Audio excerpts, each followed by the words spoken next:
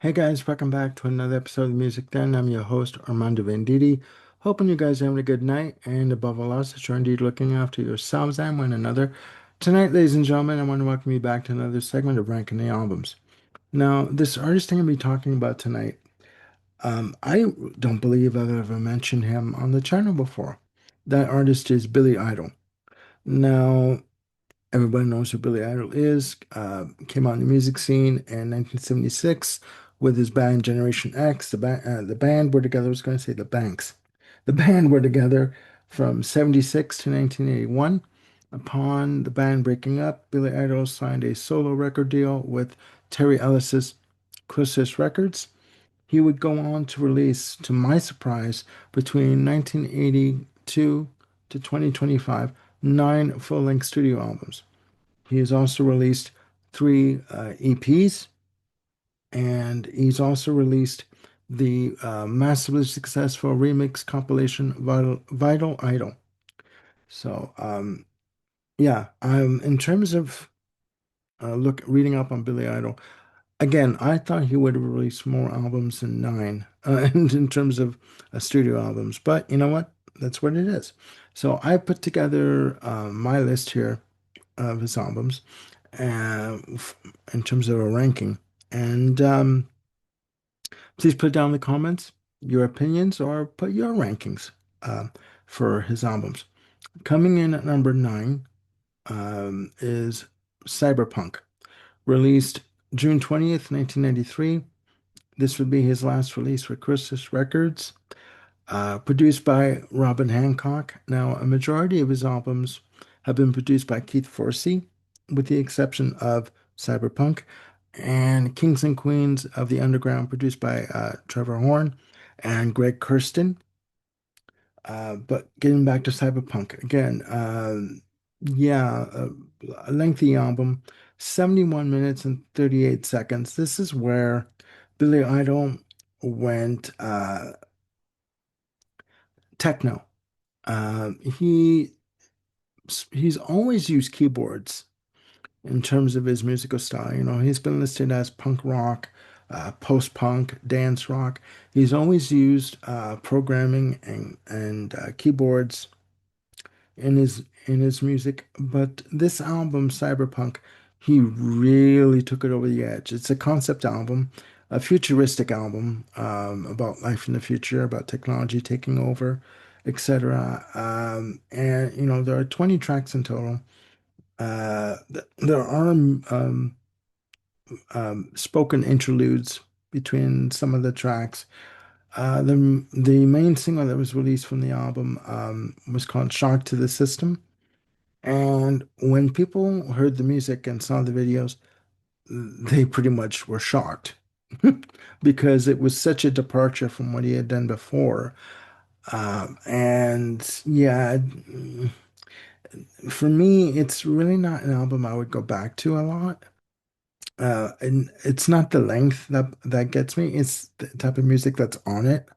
But you know what? I mean, you know, it's got a market, people will listen to it, but that's for me, that's number nine. Coming in at number eight is Happy Holidays, released December of '06. Yes, Billy Idol doing a holiday album with such standards as Frosty the Snowman, Jingle Bell Rock. Uh, there are a couple of original compositions, one of them being Happy Holidays. There's been a reissue of this album with a different cover that came out in 2021. Yeah, just like certain people, in my opinion, shouldn't do disco albums, Elton John, uh, Ethel Merman, uh, Billy Idol doing a holidays album. No, it doesn't work for me. Um, it's Billy Idol. You know, it's not nothing that you can really that I can wrap my head around. Coming in at number seven is his self-titled release, released July 16th, 1982. Now, the version I'm going to talk about is the reissue that came out in 1983 with the track Dancing with Myself as a final track on the album with a playing time of 43 minutes and 11 seconds. I do believe this is where he began his musical partnership with Steve Stevens, guitarist, multi-instrumentalist, amazing guitarist. And just a little footnote, if you guys want to check out something really good, if you haven't seen it already, go on YouTube, look up Rebel Yell Acoustic, and you'll find that this is it's them performing Rebel Yell with Steve Stevens doing the solo on an acoustic guitar. So you got really got to check it out. Now, Billy Idol, self-titled, fantastic album. Uh, this was his basically his I don't want to say his breakout album, but people knew him at this point. White Wedding Part One, massive success.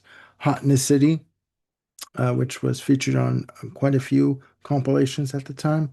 Uh, Other songs of note are Dead on Arrival, Nobody's Business, Love Calling, uh, Hole in the Wall, Shooting Stars, It's So Cruel, and yeah, Dancing with Myself. Um, really bouncy, full of swagger and attitude, heavy guitar, uh, just a really good introduction to the style of music that he wanted to do after leaving Generation X. Again, White Wedding, part one and part two as a dance track. Forget about it, please. It's amazing. Heavy drums, heavy bass, and at this point, it's pretty much iconic. And the fact that it's number seven on the list doesn't mean it's a bad album. But when you do these lists again, they got to go somewhere when you put them together, right? So there you go. Coming in at number six, we have Charmed Life, released April 30th, 1990, with a playing time of 54 minutes and 20 seconds. At this point in time, Steve Stevens had left. He had signed a solo deal with Warner Brothers, and Steve Stevens was also working with Vince Neil at that point as part of the Vince Neil project, I believe it was. Vince Neil at that point, ex of Motley Crue. Charm Life is a good album with songs like, LA Woman, the Doors cover. Uh, Trouble with the Sweet Stuff is a good track. Of course, we know what we're talking about. The massively successful Cradle of Love with that video that you remember. Other songs of note are the Loveless lead off track, Pumping on Steel, Prodigal Son, which is a slow track, slow tempo track, really good, really good. Other songs of note are Love Unchained, The Right Way, License to Thrill. It is a good album. Um, I do feel that at this point he was kind of like trying to find his way without Steve Stevens. Not that he really needed Steve Stevens, but they were so good together musically as a partnership that I don't know. There's just something for me missing on this album.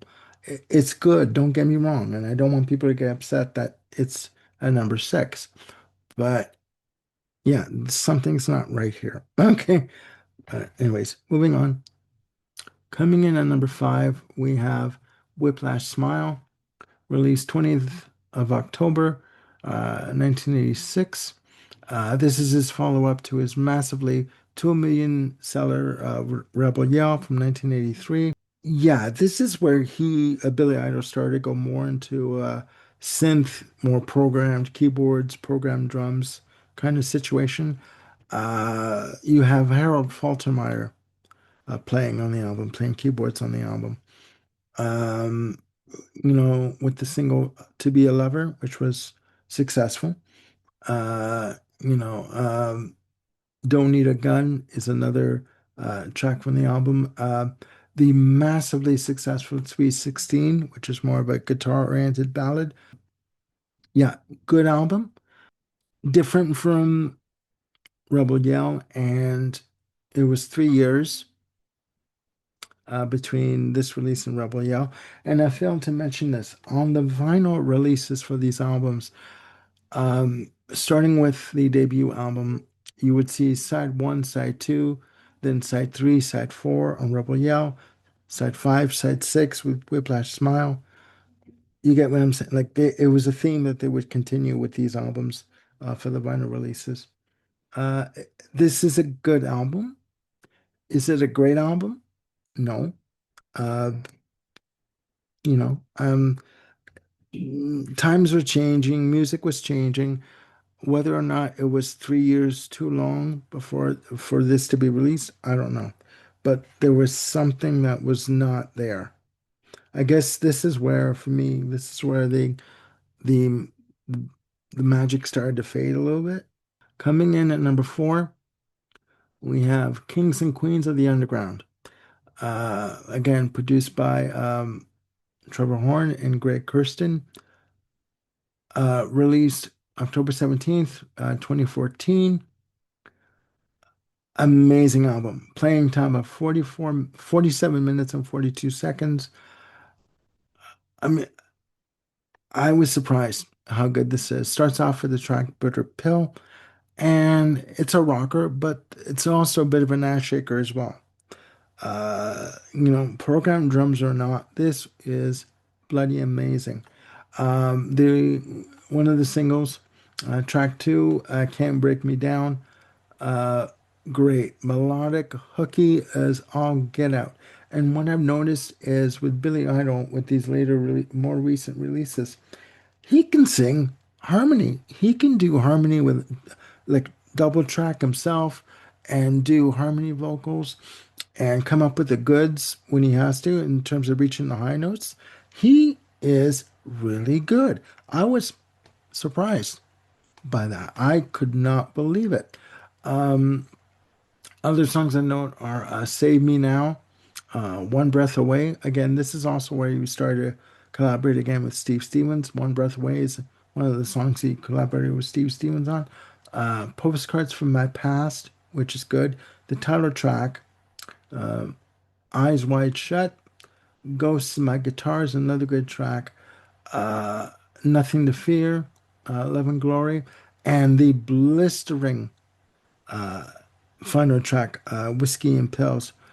3 minutes and 43 seconds, but mother mother lover. A hell of a way to end an album. Blistering guitars, blistering tempo that's on the drums, just amazing. Just amazing. And yeah, I was pleasantly surprised by this. Just beautifully done. Coming in at number three, we have Dream Into It. This is his most recent ninth release, released on April 25th, 2025. His third release for Dark Horse Records through BMG Music Management. Uh, Short album, 34 minutes and 50 seconds, nine tracks in total. Uh, Amazing, amazing. The songs overall are tight, very short and to the point, very tight arrangements, very succinct. Songs like the title track, which is the longest track on the album, 5 minutes and 5 seconds. 77, which is the one of the singles from the album, um, featuring Avril Lavigne on co-lead vocals. Just amazing. Short track, 2 minutes and 54 seconds, but powerful, bouncy, full of attitude and swagger, hooky, great melody, and great punch. Other songs of note are Too Much Fun, John Wayne, uh, Wild Side, which is another duet he does with uh, Joan Jett. Great. People I Love, great track. And track seven, Give Me the Weight. Now, if this isn't a single, I'll be surprised. Give Me the Weight, again, short track, just under 3 minutes, 3 minutes and 49 seconds. Um, I've said in my review of the album that this song reminds me of I Melt With You from Modern English. Not that it's reminiscent of the song and arrangement or production or anything, but when I hear the song and I hear the message of the song, the the fact that he's telling the person, sorry, whatever it is you want to tell me or whatever it is you're going through, give it to me. I'll take it. I want to be with you. I want to know you. I want to know everything about you. Give me what it is you have. I will take it. I will be with you. It's fantastic. It's fantastic. Up next is I'm Your Hero, and the album ends off with Still Dancing, the one of the the second single from the album. Uh, Amazing, featuring Steve Stevens on guitar. Steve Stevens does an amazing job on this album. And this song, Still Dancing, if you've seen the video, is basically him, well, lyrically, it's basically him saying, I've been through some shit. I've had a life. I've had a really interesting life, some perils, but you know what? I'm still here. I'm still relevant and I'm ready to go. Give me what you got. And I'm not going to stop. It is amazing. It is great. Coming in at number two, we have Devil's Playground. His one and only release for Sanctuary Records, released March 22nd, 2005. Oh my God, an amazing album. Playing time of 54 minutes and 28 seconds. Heavy guitar from Steve Stevens, heavy bass, excuse me, heavy drumming. Just amazing. Just amazing. Songs of note are Super Overdrive, World Coming Down, Rat Race, Sherry. Oh my God. Well, there are two songs that really I could do without. Plastic Jesus is one of them. It's all right. I would probably skip over it if I would have to hear it again. Scream, which is one of the singles from the album, amazing. Like guttural.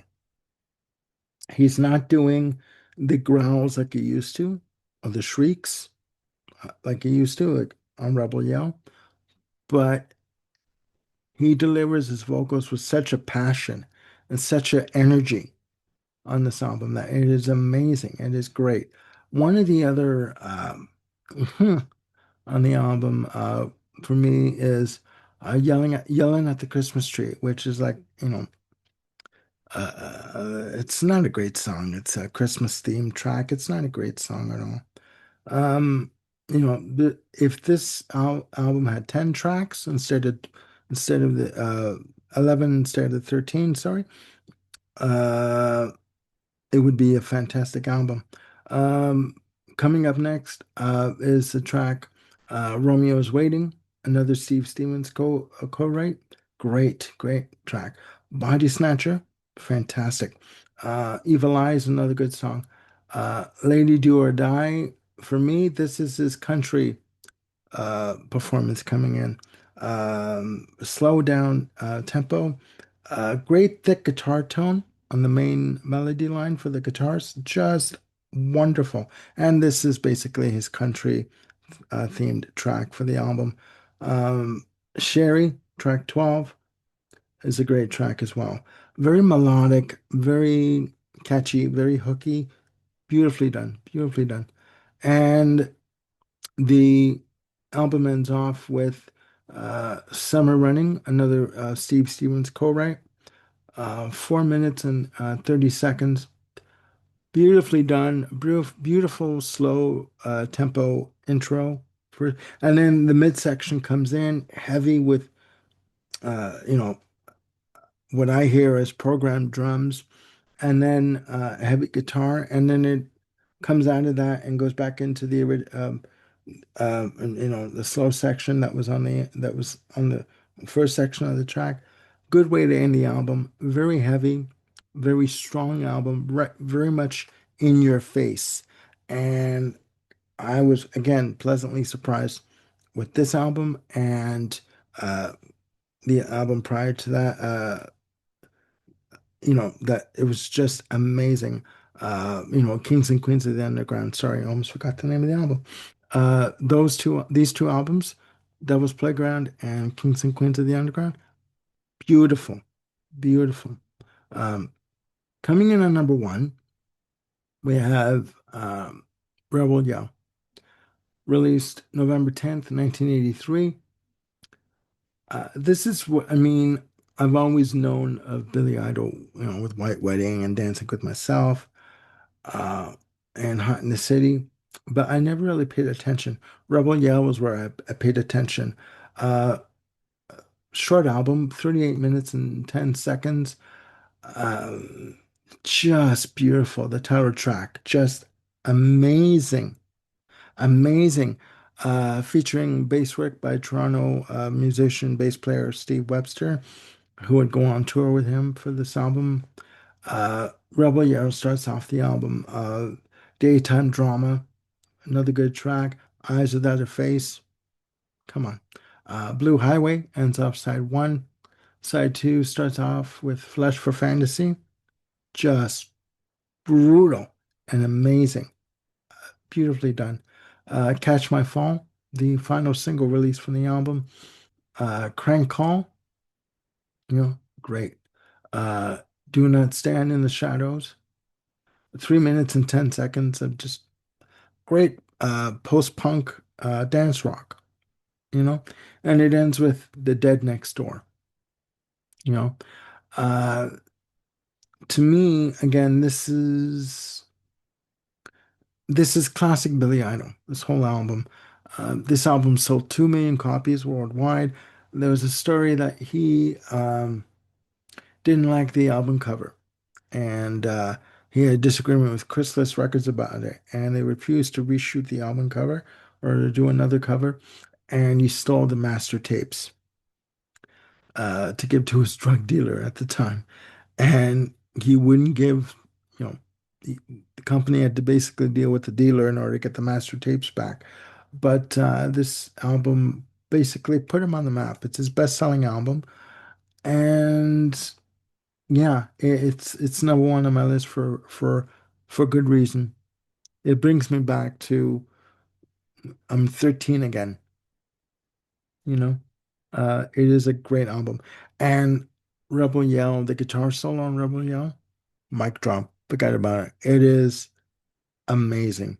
It is amazing. And I found out that the drums that were performed on the album are programmed.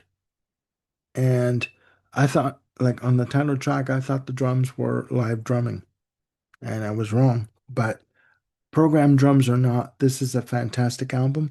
And yeah, yeah. So there you go, have it. There you go, ladies and gentlemen. Uh, my album ranking of Billy Idol. Please put down in the comments below your album ranking of Billy Idol. Uh, Maybe, I missed something, or maybe, you can enlighten me as to what album you prefer over Rebel Yell. But for me, this is what I believe is my album ranking. So please click like and subscribe, and do hit the notification bell to keep yourselves on top of any new content I've got coming up. I've got more shows coming up. I'm working on a show idea that I'm going to be calling Supergroup Spotlight. So I'm going to be presenting five supergroups. And I've got some obvious ones, and maybe one or two that you might not know about. Anyways, that's coming up soon. So please stay tuned for that. And please click again, like and subscribe, and hit the notification bell. And please look after yourselves and one another. And I'll see you soon on the Music Den. Bye for now.